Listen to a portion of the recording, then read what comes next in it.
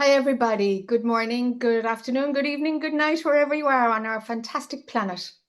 Thank you for joining us today at our ASI community webinar. This is part two of a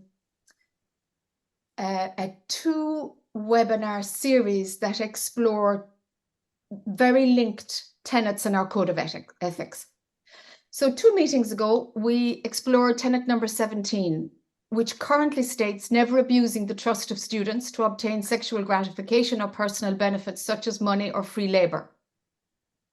And that particular iteration evolved out as a result of our meeting 3 months ago now. And since then, there was a conversation on Facebook about it. And the findings on our Facebook group are now kind of under discussion at the board. And so there is yet another refinement of 17 based on that community platform input. And so it's likely to get tweaked one more time so that it's clearest for everybody. So that's the update on number 17. And today we're exploring number 18, which focuses on being particularly mindful of sexual boundaries with students and honoring them at all times. And before we dive into it, and I introduce Kimberly Lafferty, who's going to facilitate today, we would like to say that we have created some guidelines because we want to make this space open, safe, and a place where we practice the ethics that we've all signed up to, or at least all support, because we're here on this call. And to that end, we want to be accountable for what we say, for what we do. And it's not a call to be politically correct and woke. That's not what we're at here. We're inviting people to activate their own inner sense of autonomy and integrity, and to operate with heart from a place of autonomy and kindness. And so we have some guidelines. When I pass you over to Kimberly right now, she's going to read what we've come up with, which at future webinars, we'll post them on a screen share.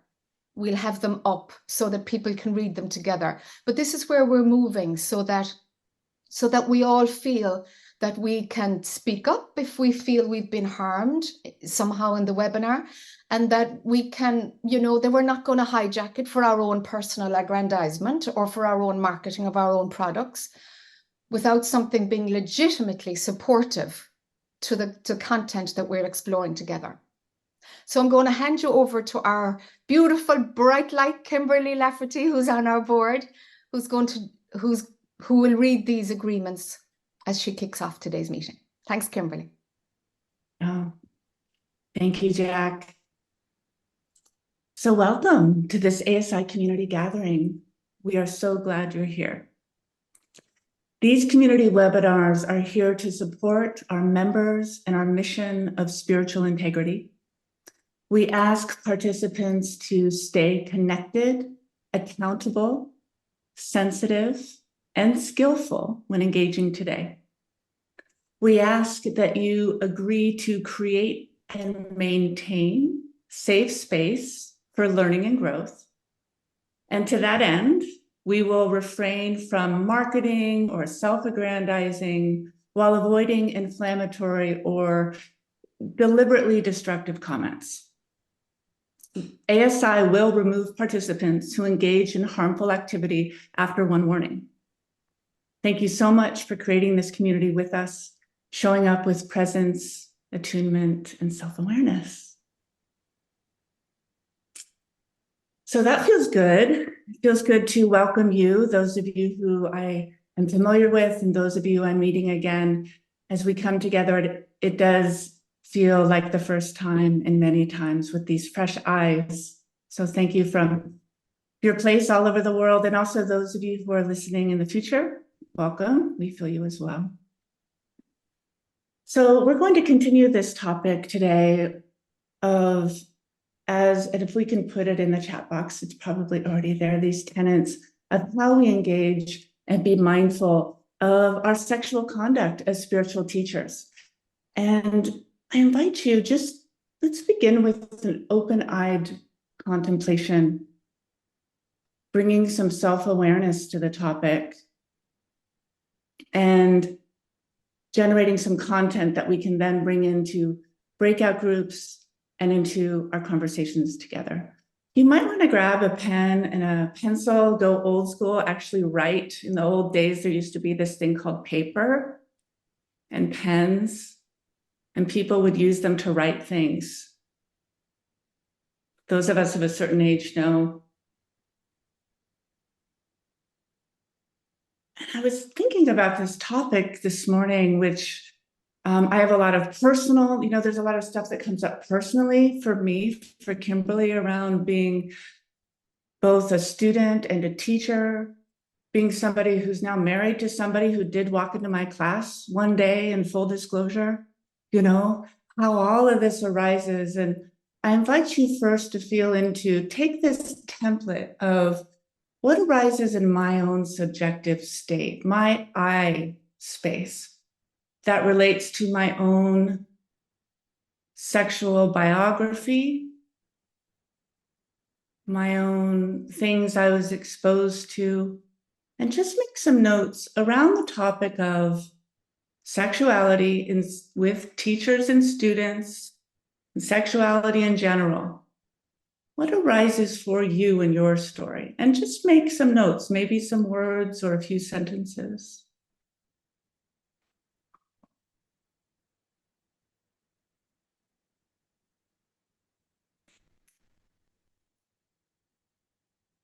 You might feel how your body's responding.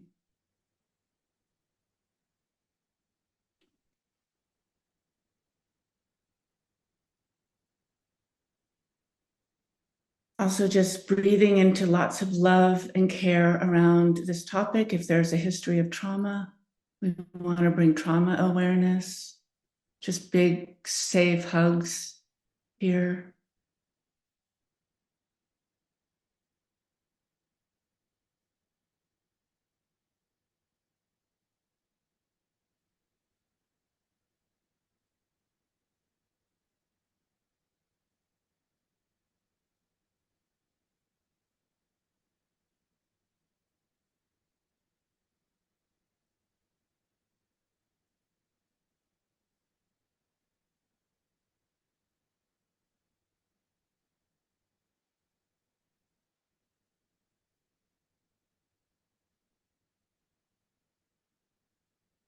And feel free to be vulnerable. You're only going to share what you want to share.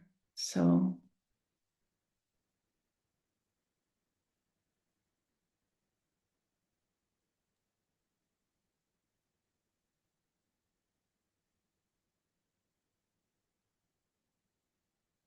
are you aware of any secrets or shadows around sexuality in your own story? How does that impact you?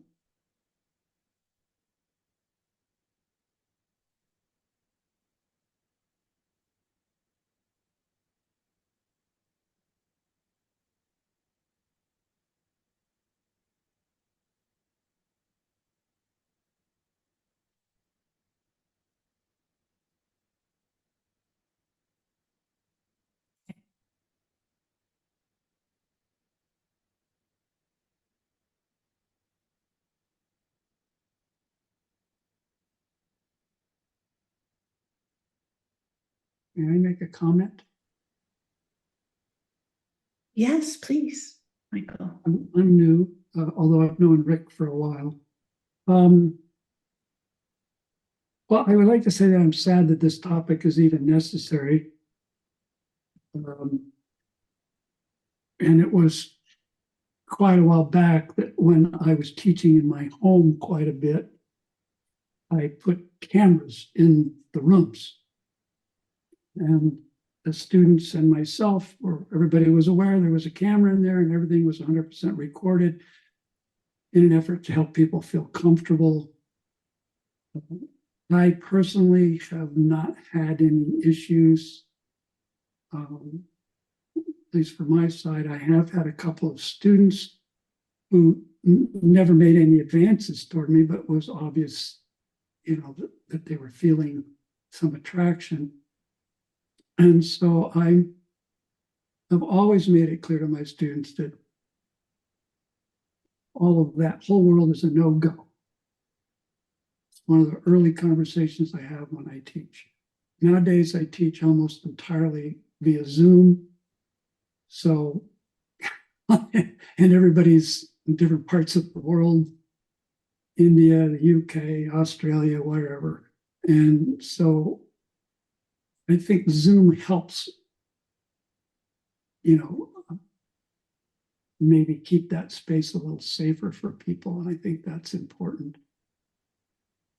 I also would recommend, if you haven't looked it up, and I'm going to assume that some of you have, there was a very interesting conversation the Dalai Lama had with a woman monk, a white lady, around this subject, particularly in reference to, I can't remember his name, but famous Tibetan Tulka guy who,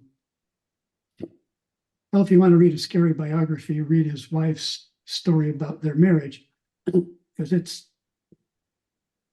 a go-to book on how everything can get really messed up.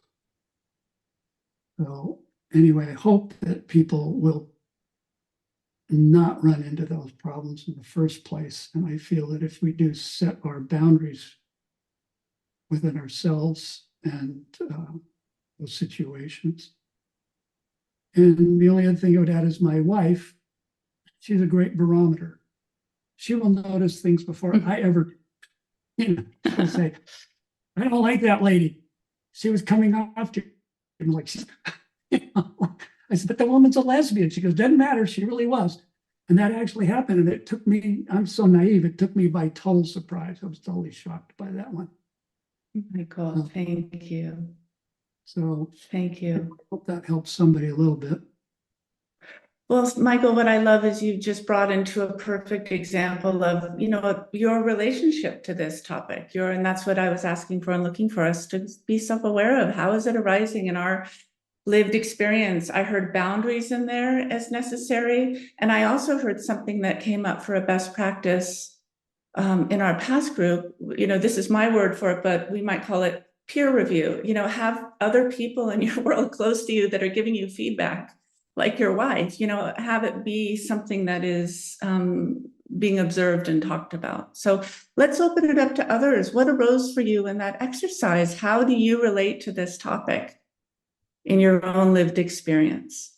Who would like to share? And you can put a comment in the chat box. I totally encourage sidebar chatting, some of you know, and also raise your hand.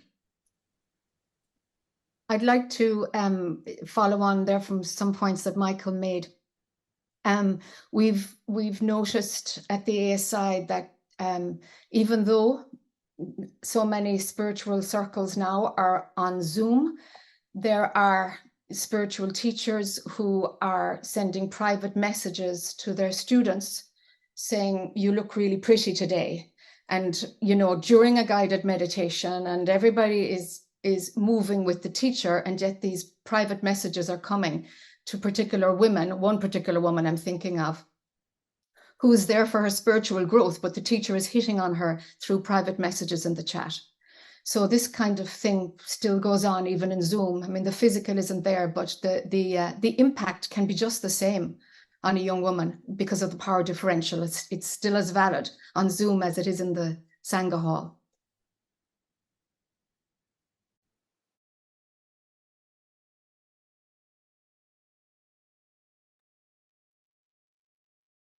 Give me the heebie-jeebies, I have to admit, a little bit. Thank you.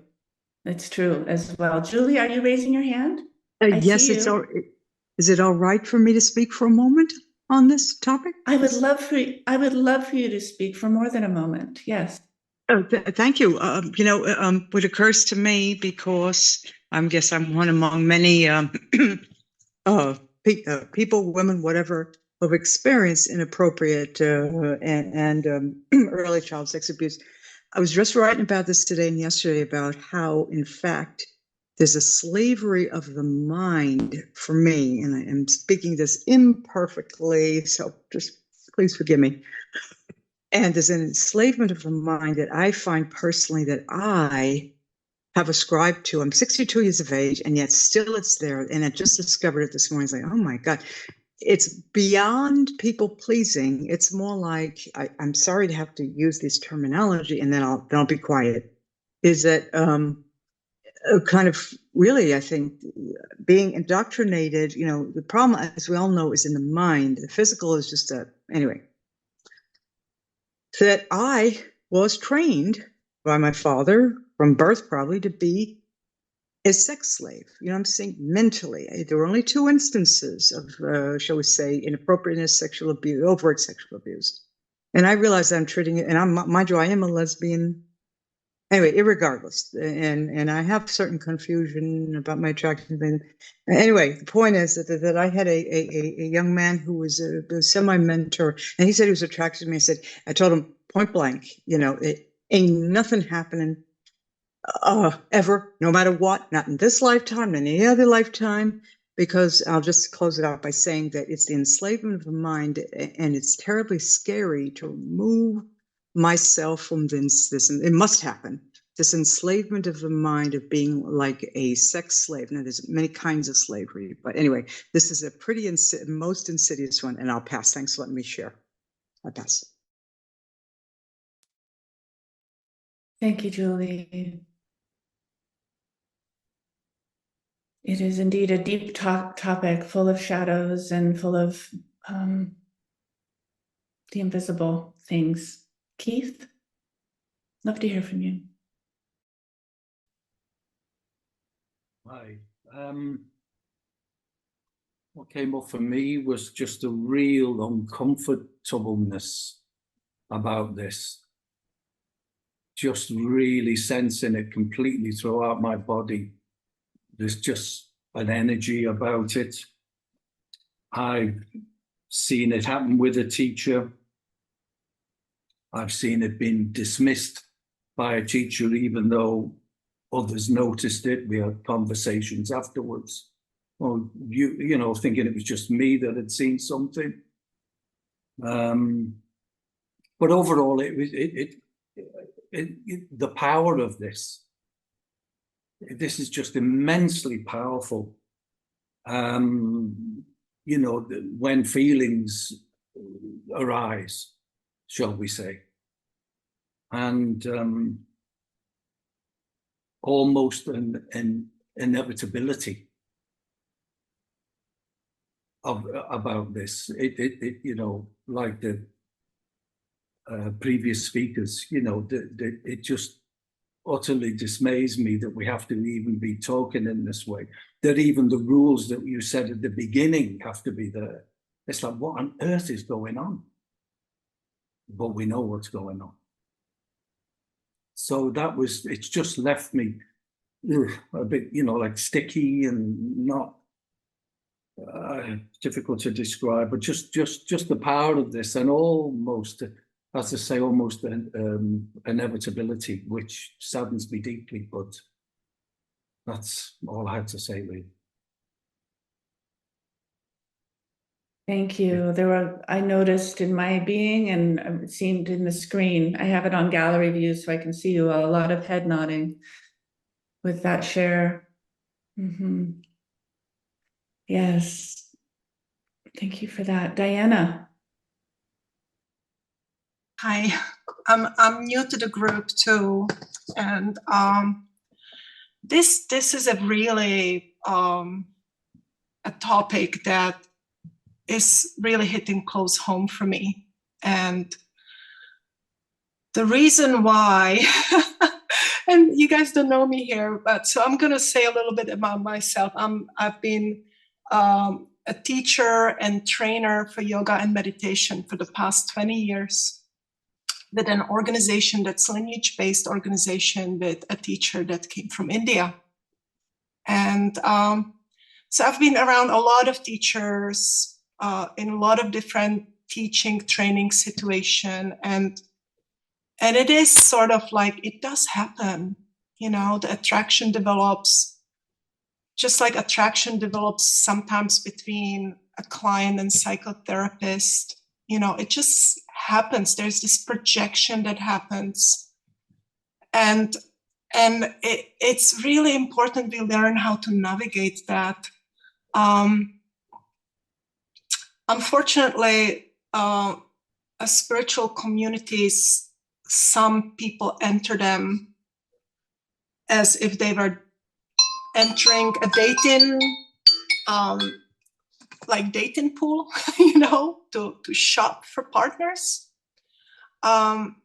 All this is happening. Why this is so hard for me to sort of navigate is because the teacher that is the founder of our lineage has been allegedly, and I've talked to two of the women that he has sexually exploited when they were very young. They were in their late teens or early 20s, and he was somewhere in his late 50s, early 60s when he did that. And it's bringing an huge chaos into our organization right now. Like, how do we deal with this? Was he really enlightened? You know, that sort of stuff. And it's bringing up a lot like that on one part, like losing sort of an ideal like that to realizing he had that shadow side. And also being myself sexually exploited in Catholic Church in my teens. It's hard. And when the devotion and sexuality gets mixed together, it's such a powerful thing that can be derailed and manipulated and exploited. And so I'm here to listen and to hopefully learn a little. And thank you. That's it. Dinah, I'm so glad you're here and very much appreciate the generosity of your share, which I know I and others can relate to and learn. We can all learn from. For some reason, I can't figure out how to raise my hand, so I'll just say something since nobody else has their hand raised right now. So a few thoughts. Hopefully this will come out coherently. First of all, there's a great Robin Williams line where he said that God gave man both a penis and a brain, but unfortunately not enough blood supply to run both at the same time. You may have heard that one. So it's really I don't want to use the word shocking, or I mean, I've heard these stories for so many years now, including about my own teacher, and who was also Phil's teacher and Michael Speck's teacher, who spoke a few minutes ago, that I'm kind of immune to them or accustomed to them. But it's still a head scratcher for me how so many people who, I mean, just the other day, Carol Murchison, who spoke to one of our webinars, was the spearhead of a lawsuit against the Siddha Yoga organization, Guru Mai, and because of Muktananda's misbehavior, which was egregious and went on for the final 5 years of his life against women as young as 14. I still haven't figured out in my own mind a satisfactory answer to why people who seem to have so much Shakti, so much, effulgence or wisdom or whatever, behave more reprehensibly than immature teenage boys very often. That don't even behave like normal citizens, but just, like really immature. And it's confusing to so many spiritual seekers and aspirants, like the woman who just spoke. And I think it's a shame, in that I sincerely feel that spirituality is the hope of the world in a sense, and these people sabotage the undertaking and give gurus and teachers a bad name in general and disillusion lots of people. I mean, it results in even suicides because people get so upset or disillusioned. Maybe I'm not saying anything anybody here hasn't already thought about, but I'm just kind of expressing the thoughts that run through my head. And someone I think it might have been Diana used the word enlightened. I've become very uncomfortable with that word because it implies a finality, a completion. It has this superlative connotation, like you've made it. You're sitting on the mountaintop, and I don't know if anybody deserves to have that word applied to them, really, because we're all works in progress, and we all have to kind of keep an eye on our behavior. There's a great quote from Padmasambhava, which I may have used before in one of these meetings, where he said, although my awareness is as vast as the sky, my attention to karma is as fine as a grain of barley flour, which to me means he's saying, hey, I'm pretty cosmic, but I really have to be careful because I could screw up like anybody else. So I think maybe that's one of the things we're trying to instill in people's understanding through the ASI, is that nobody is above making mistakes. Everybody has to sort of be self-scrutinizing and careful at every stage of the game. We don't get a pass at any stage because we have reached some lofty height. I've heard numerous examples of teachers who behave in the ways we're discussing here, and when they're finally found out, they say, oh, well, I'm not doing it. I'm not the doer. God is doing it, or I'm the witness to it, or it's just nature acting through this body. Its body's having physical sensations. I'm not involved. Yada, yada, yada. Just neo-Advaita bullshit. So anyway, those are just some thoughts that I keep pondering, and hopefully some of those comments will be helpful. I'm going to raise my hand again briefly. Yeah. Thank you, Michael. I'm going to ask you to hold. Maren is next, but I'll come back to you. Okay. Thank you, Rick. Wonderful. Go ahead, Maren. Well, I just wanted to add, because of partly what Rick was saying, made me think, really, why are we so surprised and disappointed and angry and sad and that spiritual teachers are doing this? Because I could say that I'm disappointed that a relative, someone in my family did this, that that a government official would do this, that a teacher would do this, in a school system. To me, I sometimes wonder why we do hold spiritual teachers to such a lofty position and think that they're not going to, cross boundaries, when the crossing of boundaries happens in every context with doctors, physicians who are supposed to care for you, and they don't. And then if it happens to you, maybe you'll be just as mad and just as sad and upset and wanting to change the system and wondering where the shadow is and things like that. And I'm wondering why are spiritual teachers any better if our mother and father aren't? If our second grade teacher.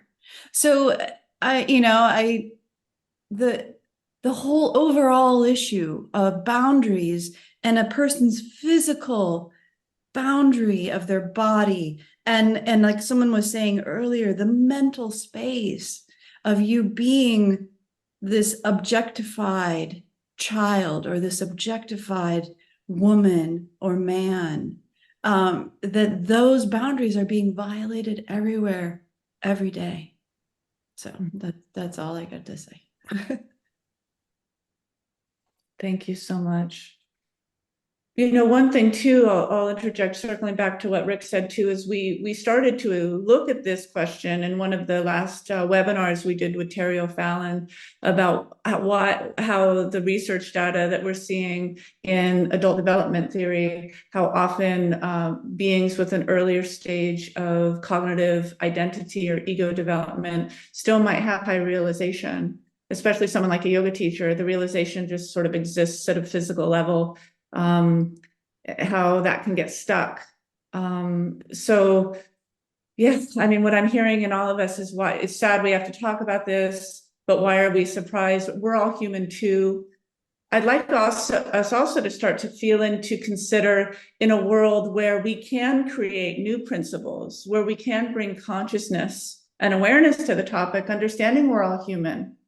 That teachers are going to fall in love, have conscious, unconscious, seen, unseen feelings in terms of sexuality, in terms of pair bond, in terms of relationship, in terms of attachment, in terms of trauma, because we're all complex beings.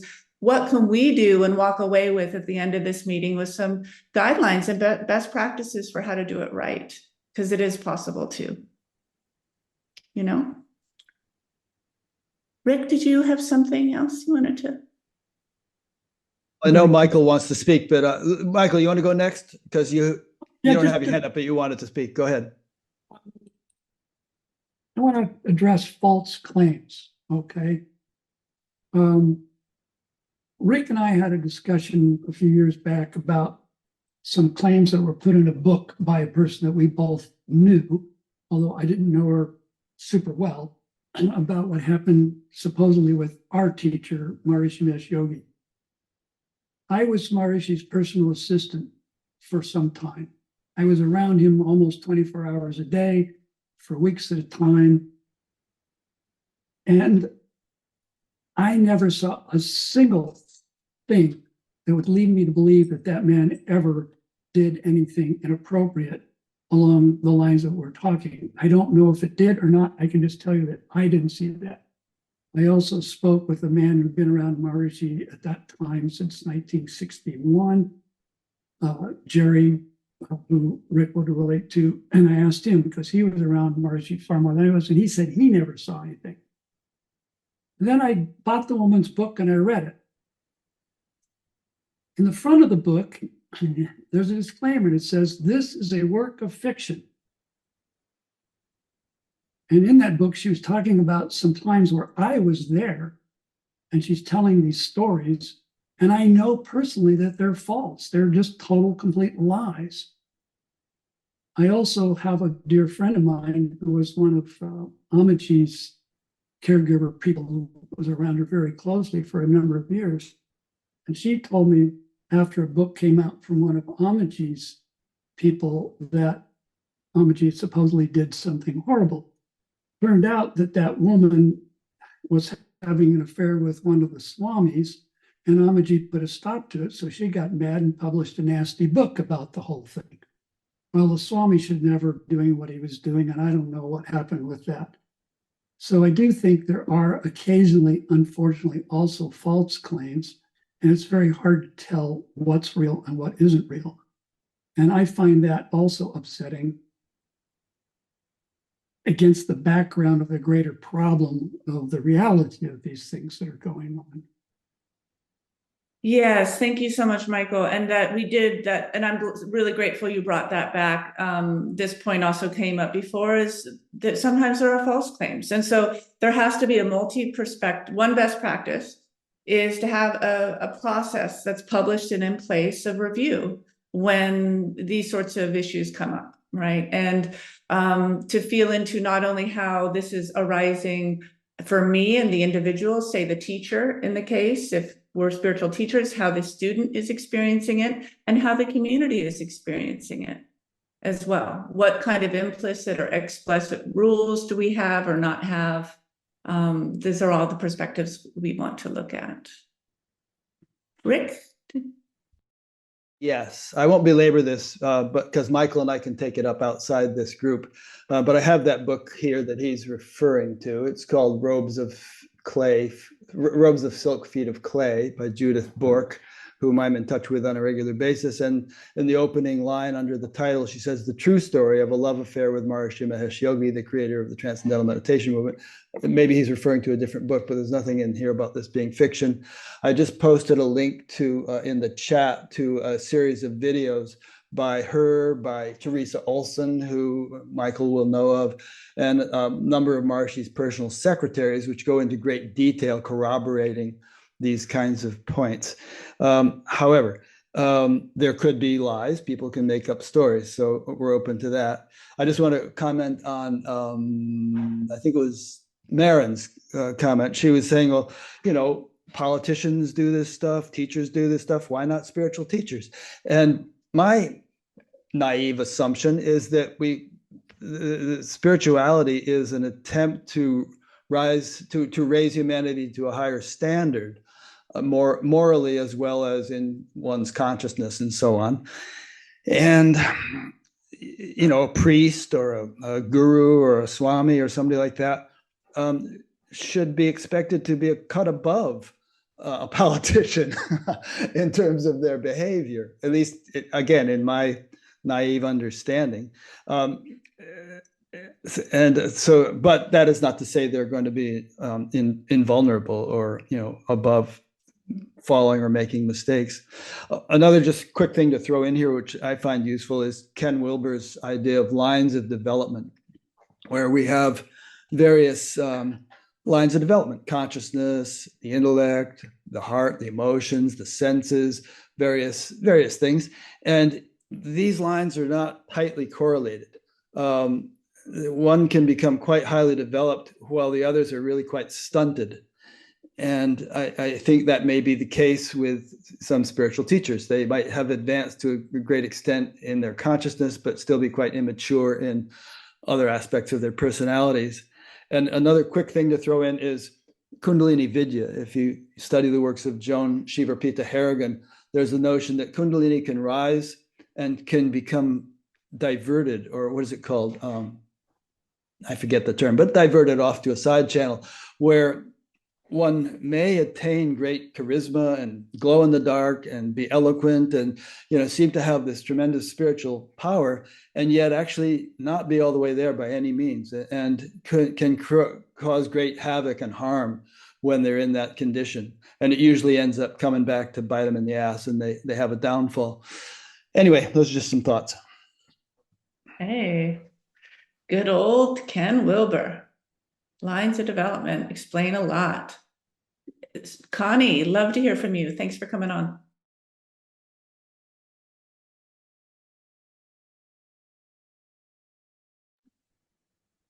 She was there.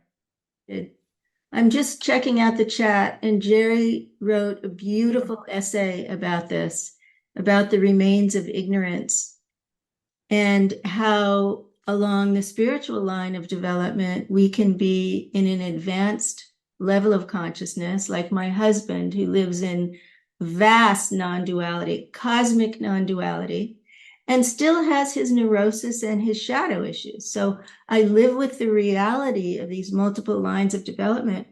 And I just wanted to add to Jerry's point, and this idea of redefining enlightenment or awakening. I've been studying the human shadow for 40 years. I mean, this has been what my career has been about. And so the denial of the shadow, which somebody commented on, is part of the issue. The reason is the denial is the reason we continue to be shocked and betrayed, right? And not learn how to attune to ourselves and to others in a way that includes shadow awareness. But my sense, after really studying this for the last couple of years, as some of you know, is that the shadow is not only in the physical body mind, it's in the subtle body, it's in the chakras.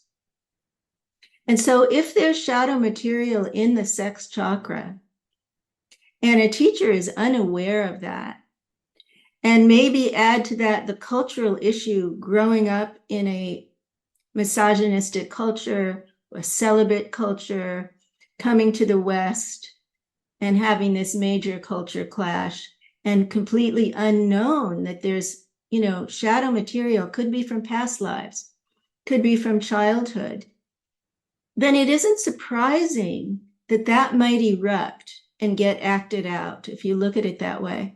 And the other thing I wanted to mention was there's a video on YouTube by the young Kali Rinpoche, the Tibetan student, I don't know if he's now a teacher, who they believe was the reincarnation of the old Kali Rinpoche, who was just a magnificent Tibetan Buddhist teacher, who also has scandals about him.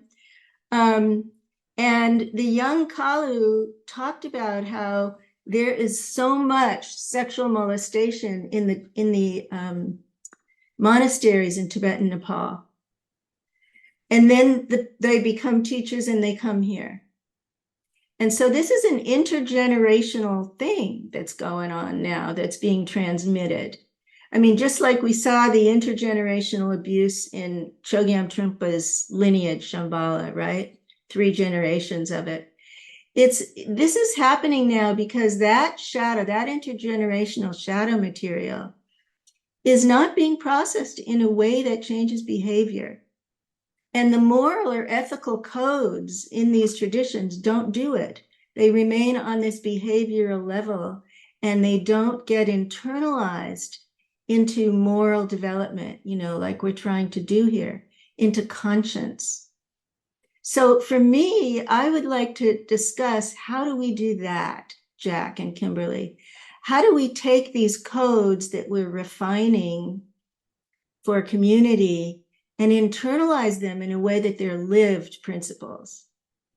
And for me, that's about shadow work, but other people may see it differently. Thanks. Beautiful, Connie. But I'll wait my Yes. turn. All right, Jack, you let's go to Catherine, and then Jack, we'd love to hear from you. Thank you, Connie. We'll coming back to you.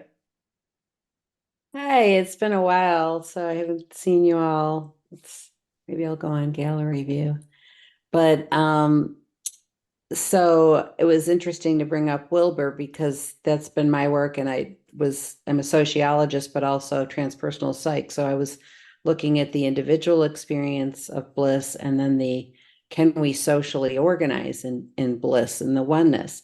And the other piece to his work is the 3 faces, where you have the individual, and then you have your we space, and then your it, like, the inquiry and all phenomenon, and how do we study that, and what's the substance behind this world.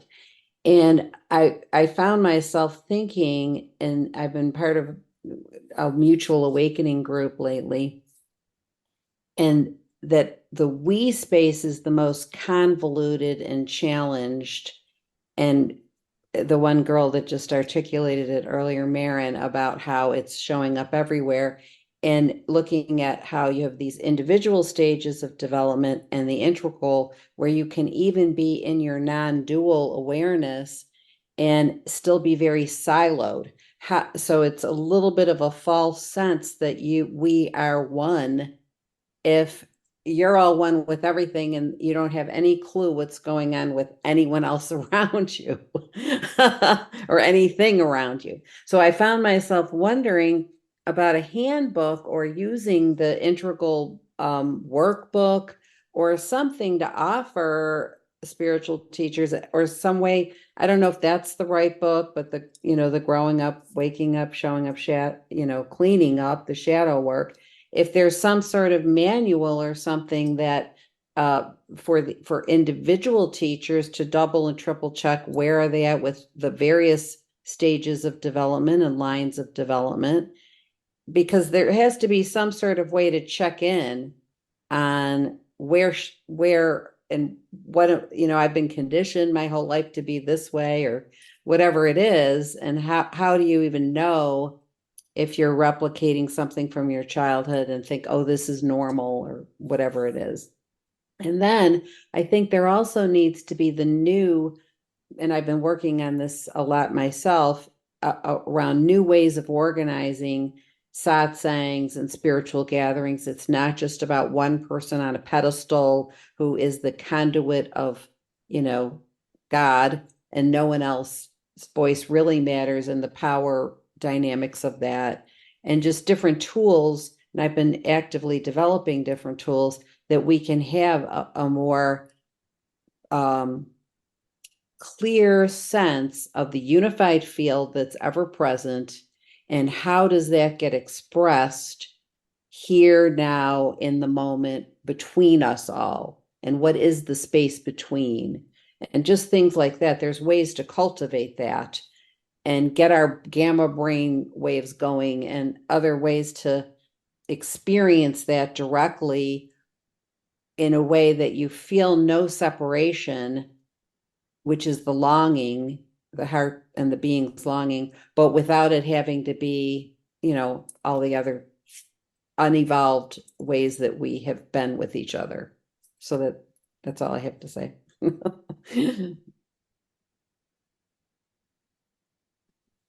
Thank you, Catherine. So from the ASI perspective, we have noticed that many members, I don't have any statistic of how many, but there is a wave of us, members of the 600 that have signed up so far, that, yeah, of course I'm open to feedback. Of course I'll respect boundaries. Of course I'm not going to exploit. And we have this idea that we are kind of saintly, maybe because we're doing something spiritual. And what we have found is that many of us who have signed up don't have grasped the concept of what it means to be ethical and to be in integrity, but haven't understood it, haven't extrapolated what this means for me and my profession and my personal life. And we haven't taken the next leap to actually, how do I put these ethical guidelines into my system in such a way that I breathe them and they become part of my beingness in how I operate, not only in the guru seat or the shared facilitator seat, wherever one is on that spectrum, right through to how we are at home with our partners and children. And so what we've done is we've actually sent out a couple of funding applications and we're going to do this anyway, whether we get the money or not, we're going to do it because we have to do it. We're going to make an educational video that will be part of the code of ethics that one will have to watch. So at least there's the information is here on what this means for you. You're going to have to upgrade how you operate in the world if you are signing up to a code of ethics. It means more than the concept. Right. And so that initiative it's already developed. We want to see if we get funding. Even if we don't get funding, we're going to find a way to do it because there's so much goodwill among you guys. I mean, it's all of us wanting to make our culture more transparent, more accountable. And, it blows my mind that the dedication is there so much that we give of our time and energy for free to this voluntary organization. So that initiative will come. One thing that I've noticed is, and it dawned on me when Michael spoke at the start, is that when a teacher is not in touch with their own needs, when they deny their human needs, those needs will come out somewhere. And I was wondering as Michael spoke, I wonder, is he in a relationship? I wonder, does he have intimacy outside of Sangha? Because if a teacher doesn't have that human need for intimacy met someplace else or denies that they need it in the first place, it'll come through as shadow and it will create harm because it's not owned and not managed in a conscious way. And a lot of this is because of the propaganda around non-duality. A lot of it is that enlightenment is bliss, end of the game, that's the truth, that's what sets you free. I mean, from my own personal journey in the non-dual awakening, it's a stepping stone. But there are so many more teachings that go much deeper than the non-dual. And we have in our culture this belief system that the non-dual awakening, well, that's it. It's a level of wakefulness, yes. But to hang out there when attachment is created to the non-dual and we're tied to the identity of I am, I'm everything and what I am is truth and I am beingness. And when our identity is attached to that, we tend to forget the attachment, not the recognition of it, but the attachment to it tends to override our willingness to be accountable for our humanness. And that creates shadow. And when that happens, we literally lose the part. I don't have scientific proof for this, but I know from where I was myself in that part of my journey, I was not able to give enough attention to my humanness when I was hanging out in the non-dual. It was because of attachment. I didn't know that at the time, but it was because of attachment. And so I couldn't see that the illusion requires me to have integrity in every word that I speak. I cannot play with the value system of illusions simply because I'm looking from a different place. The honor and respect and sacredness of every part of the illusion must be upheld, or I am not being whole. So there's some kind of thoughts.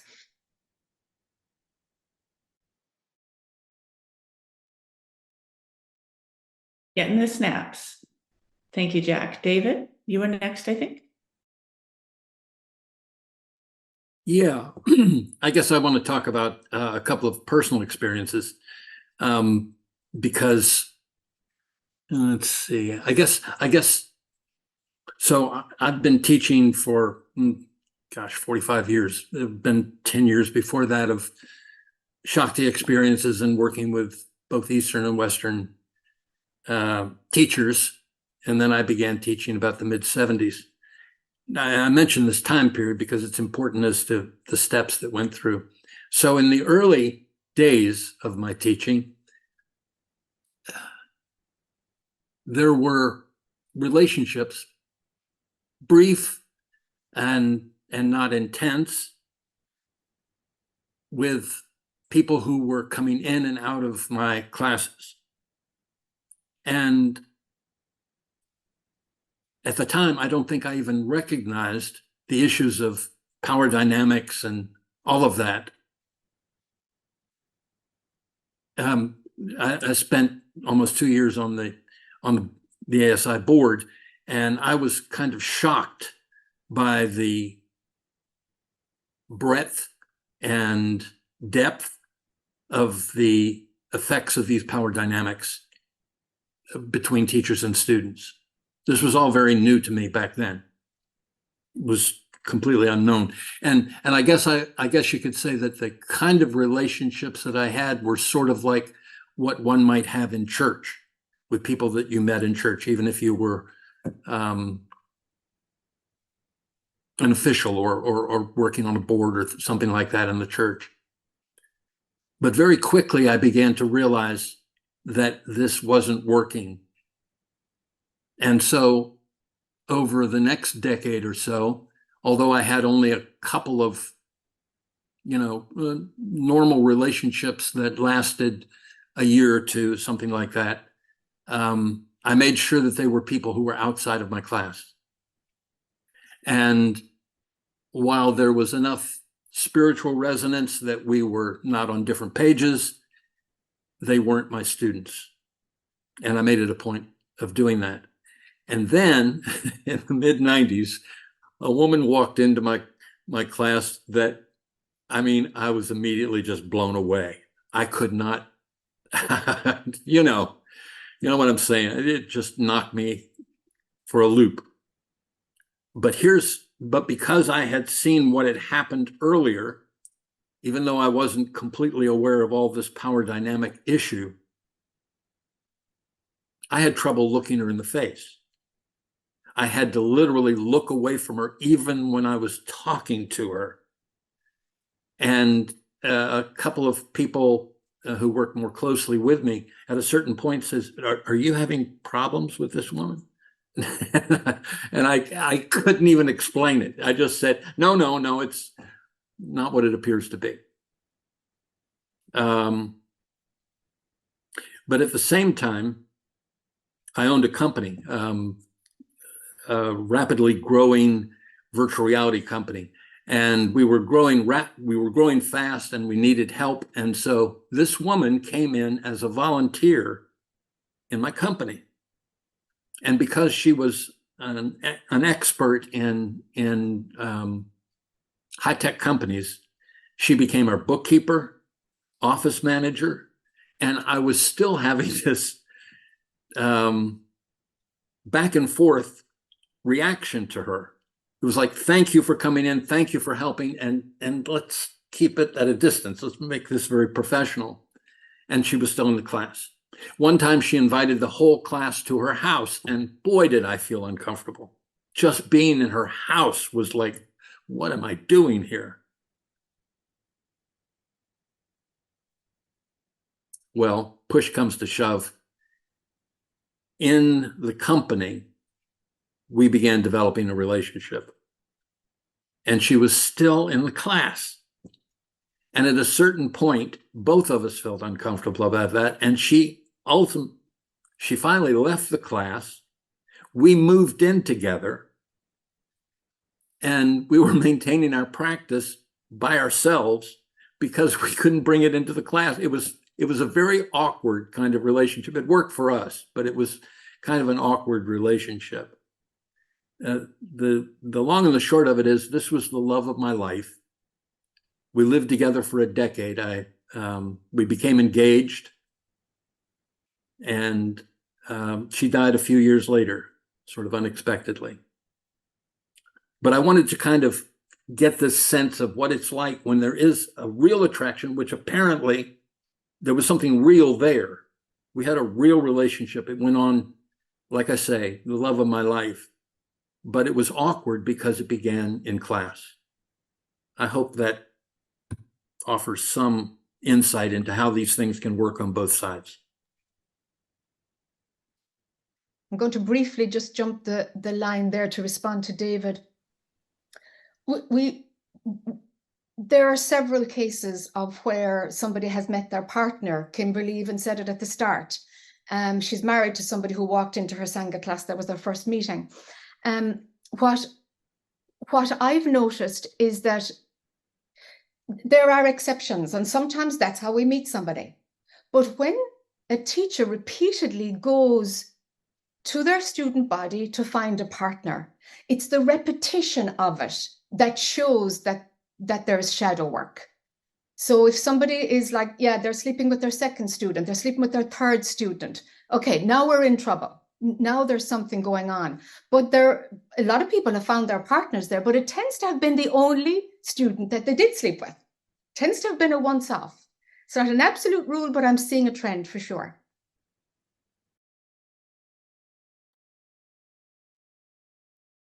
Yes, yes, and yes. Thank you so much for sharing that, David. Also, it meant it was very sweet to hear that. And these examples are also there as well. Yes. How to do it right. We need to know how to do it right. Right? Yeah. What are the best practices out there? Jerry, I think you were next. I didn't know how to do it right, so I just sort of stumbled through it. And you did your best. And yeah. Feedback loops, people. Feedback loops for teachers and everybody. Jerry? Thank you. As Jack was speaking, I think a couple of times ago, an embryonic thought bubbled up. And that is, we need to look for ways, more sort of multidimensional ways, to bring these principles into the consciousness, into the feelings of people who are in this position, really, really a complicated, challenging, difficult position of being human, and at the same time having a role to play in the spiritual lives of the people around them. And my feeling is that all that's being done is really necessary and important in terms of mapping this whole territory and talking about it and looking at case studies and developing best practices and so forth. But I think we also need, now we're all teachers here, or we're all experienced, meditators and awakeners in our own lives. I think we should have some sort of a project of actually developing practices. I'm thinking of the metta practices of Buddhism, where you think of every being that has, excuse me, I'm really moved by that thought, that exists throughout all of the universes as having been our mother at some incarnation. And you spend time in those practices and you allow your deep feelings to engage with them. This idea that, okay, I've achieved a non-dual awakening, therefore I'm done, right? No, that's when the really, actually, I think the most joyous and fascinating work begins, and you deepen and you integrate and you explore that whole territory. And all of this messy stuff is part of that territory. It's all God. And if you put part of it aside and you say, okay, this I don't need to bother with because I'm awakened, well, that's a dualism, right? Because that excludes territory that's inconvenient or uncomfortable emotionally or something, because we've opted into this preconception that enlightenment is a complete free ride. And once we cross some threshold of awakening, then we're done and we're finished and there's no more work to do. So anyway, I think we may be able to, it might take time, it might take a few years for us to do this, but why not develop a system of practices where we actually bring our awareness somehow and bring our feelings somehow to the ground where that sensitivity to just feel, okay, this is appropriate, this is not appropriate. The intellect has to understand it, but we also just have to be able to feel it. And I think those feelings need to somehow or other be facilitated and nourished and awakened. So that was my embryonic idea.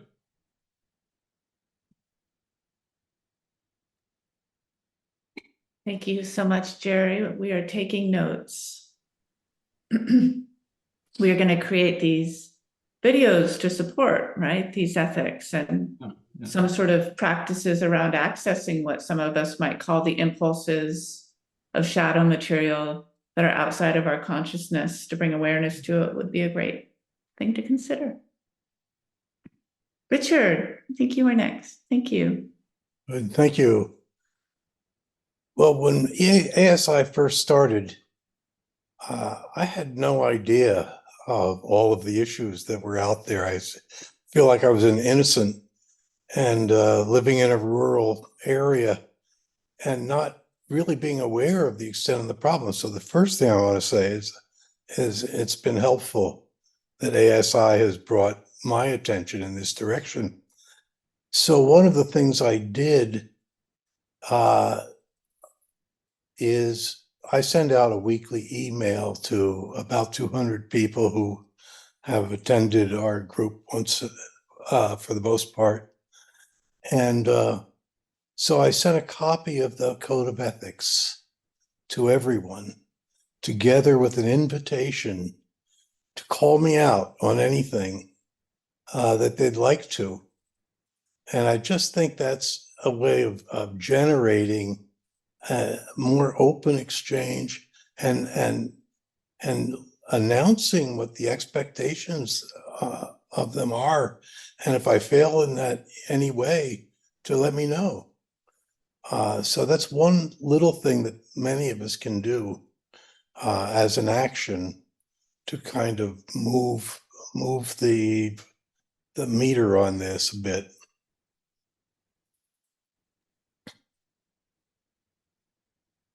Richard, that's so wonderful. Our ASI hearts are so happy to hear this. This feedback loop in any way possible is such a powerful process. We will be opening up peer groups as well in the ASI, and we've gone through 2 extensive pilots, and we'll be looking at more pilots and launching in the future. Many of us have found these peer groups of spiritual leaders from other traditions or non-traditions is a place to, I personally find, come and share what's going on with my spiritual community. This issue came up. This is how I handled it. What do you think? It's extremely valuable to have multiple perspective takings as well. And often we don't get that once we graduate from seminary or go out and start our own groups. We don't always have those peer reviews. Well, thank you, everybody. Well, we've got about 25 minutes left. I'd like to do a little exercise together. We're going to put you into breakout groups, and I'm going to give you a specific assignment. You're going to play a game. It's going to be fun, okay? So here's your specific assignment for your breakout groups. You're going to go in and please discuss what would be a best practice, or two, you can do one or two. What would be a best practice for a spiritual teacher in a spiritual community to engage around this tenet? And you can just come up with like, something particular. Maybe it's a practice. We've just heard one of them. Jerry said, we need practices, to practice. But what would be a principle or a best practice that a spiritual teacher and a community should engage in and publish?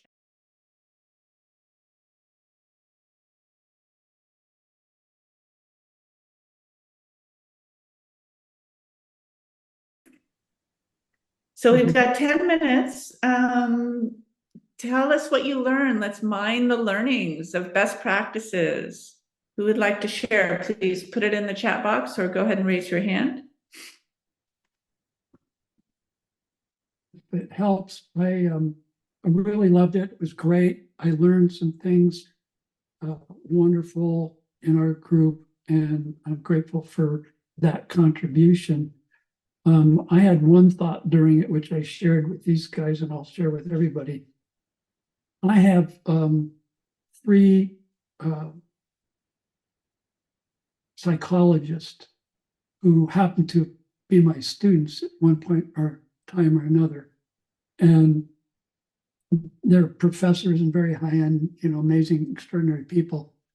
And I have, when I feel it's needed or appropriate, I send my students to them.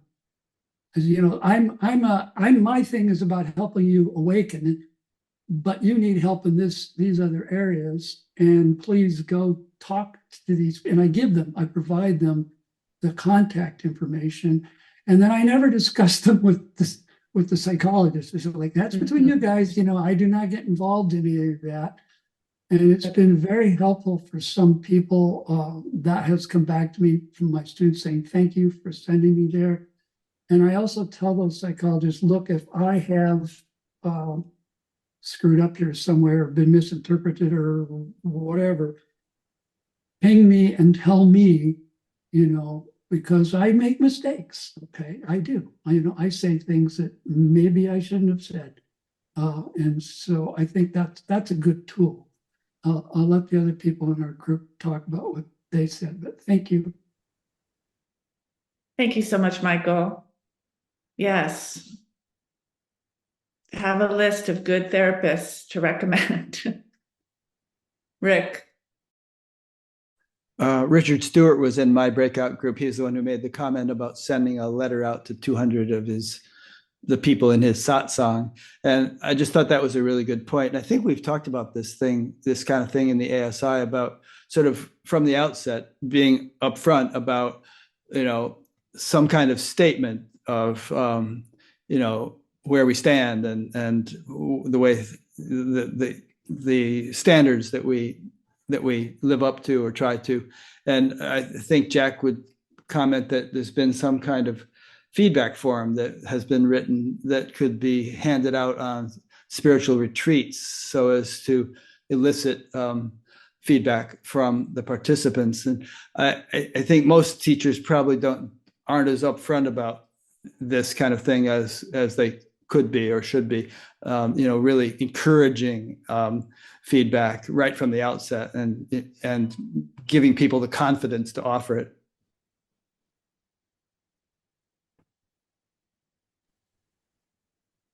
All right. Thank you.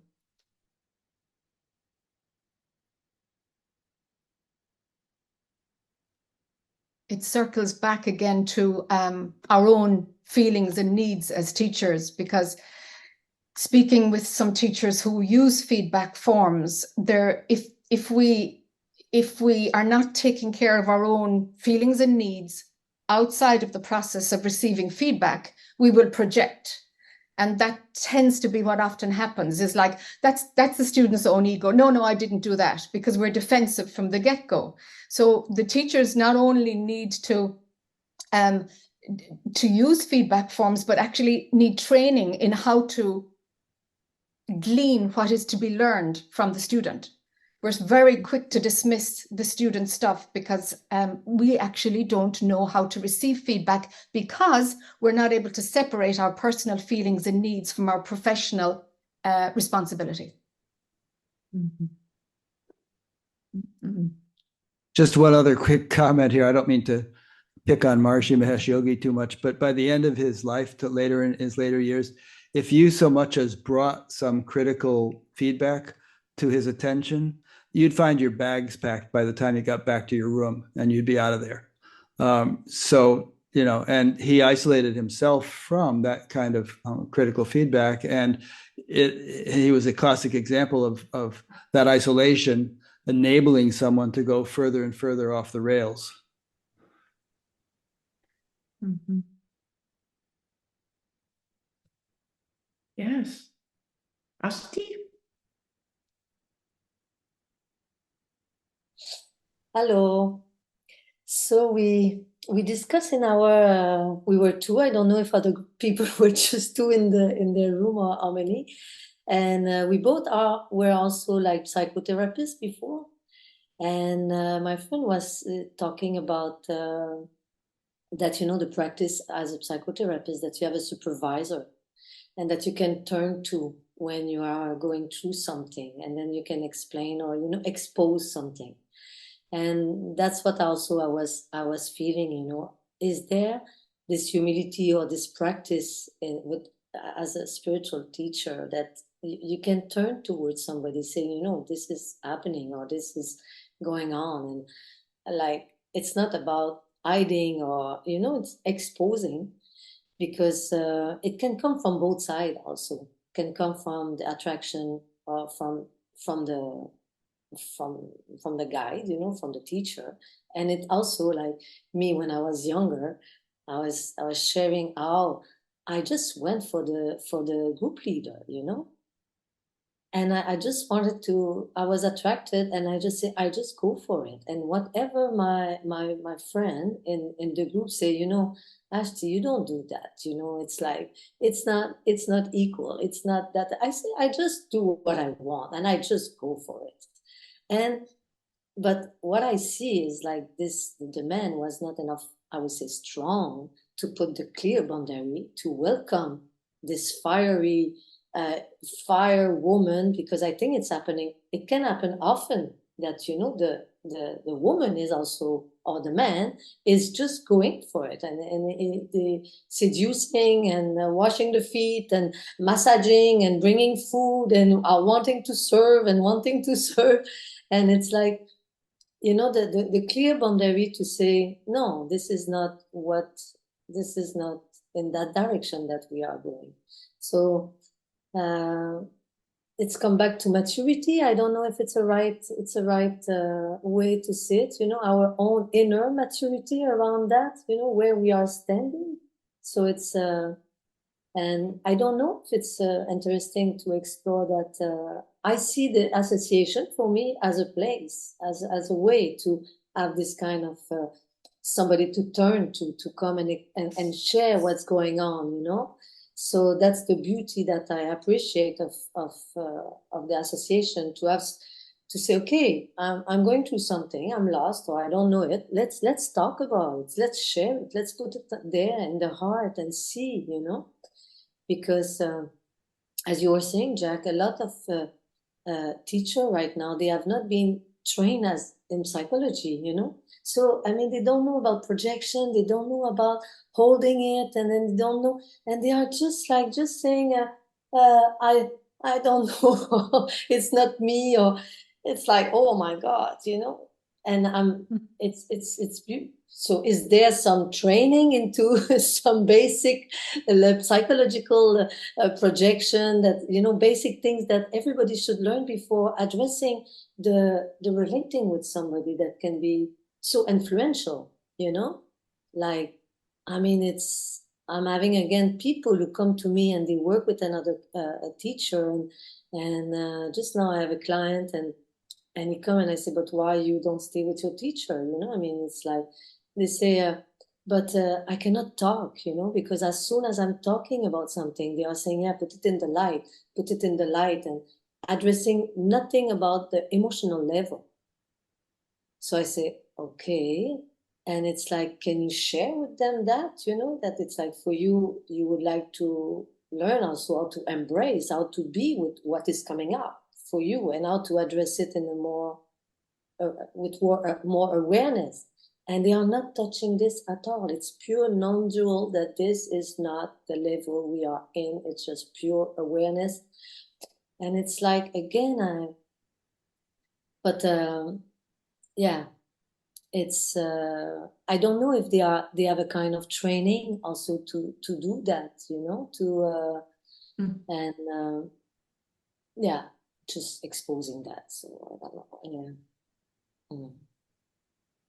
Okay, Asti, thank you. And you're really, I see we're at time here, everybody. You're really, though, addressing, I want to bring it full circle, the two main pushes that ASI is cultivating right now. Our main projects are this peer support group process. I was just telling Jack on the breakout groups at the break, I'm in year 3 of being with my own peer support group. And there is no place more precious where I can have something new come into my world as a spiritual being, whether it be a student or teacher, or impacts on my groups and my students, and have people I can go say, this is what's happening. It's incredibly precious to have that, as well as our educational pieces. So we are developing these videos, and we will ensure the basic self-awareness and awareness of projections are layered onto these educational videos in our process. So these are really, Jack, anything you want to add to that, really where we're headed? We are looking at a culture of where many spiritual teachers are arrogant and believe they don't need training and education. So in a way, we kind of have to slide it in order to create a new norm that, yeah, we don't know everything. We do have to be accountable and have ongoing growth and ongoing learning. So we're looking at shifting the culture, to where spiritual teachers are people who are interested in ongoing growth and ongoing learning. It's uncomfortable to grow. It's uncomfortable. And that seems to be a deterrent.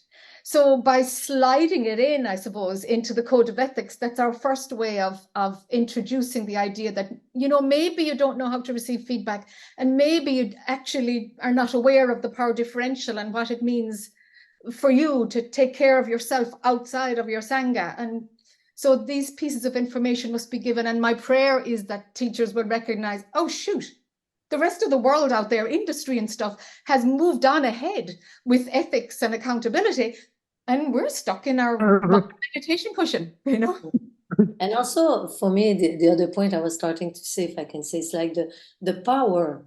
I don't know in English, the power that we have on people when you are saying something to somebody is coming so open and vulnerable and trusting.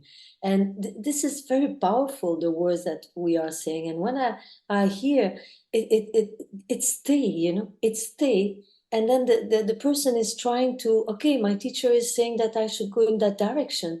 But it's like, it can be just pure.